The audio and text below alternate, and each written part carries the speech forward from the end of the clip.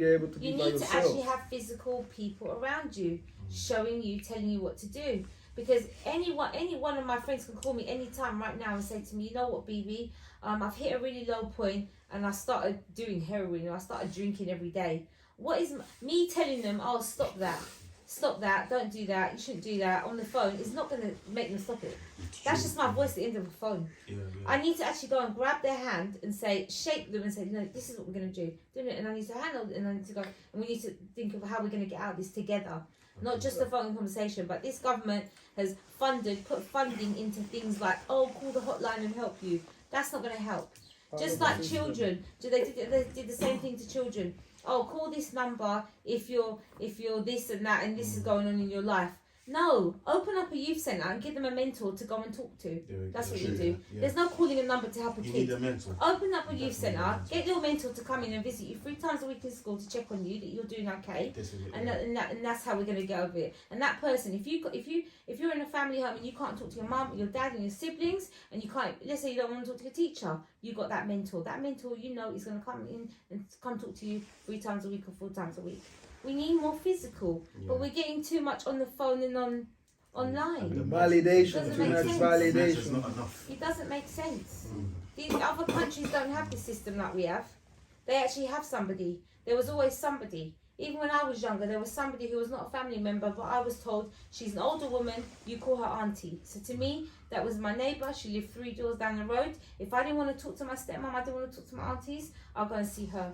But now, looking at it now, I'm thinking about, okay, she was like a mentor to me now that I know what a mentor is, but we didn't have that when I was younger.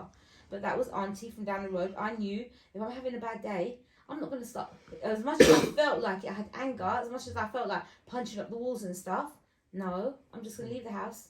I'm going to go talk to auntie. I'm going 3 doors down, knock on the door, auntie, make me a cup of tea, sit down, talk to me. That little 3-4 hours that I spent talking to her, I'm cooled down now, I'm going back home.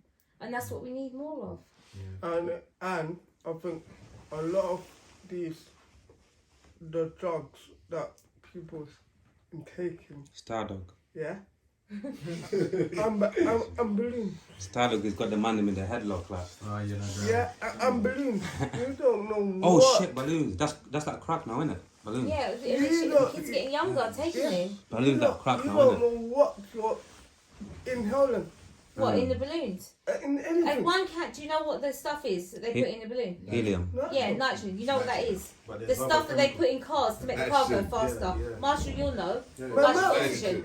That, Seriously? imagine, you see on Fast and Furious. Yeah. Listen, I'm a petrolhead, he's a petrolhead, we know about cars. You see on, listen, you see on Fast and Furious when they press, they press a little button and it goes, zoom. That's what's in the balloon. That's what our kids are What, so that's what inhaling. minded my bunny? Yeah, and kids are inhaling, yeah. That's what I'm saying. Yeah. Yeah, that's actually. Yeah. And right, once again, stuff like Yay. that. Right, once again, it's only because I know that. Yeah, I that's know actually that mad. because I'm a car. I like cars and I like fast cars and I'm into all that stuff. So I was able to teach my kids at school. My class know they know what it is because I've told them.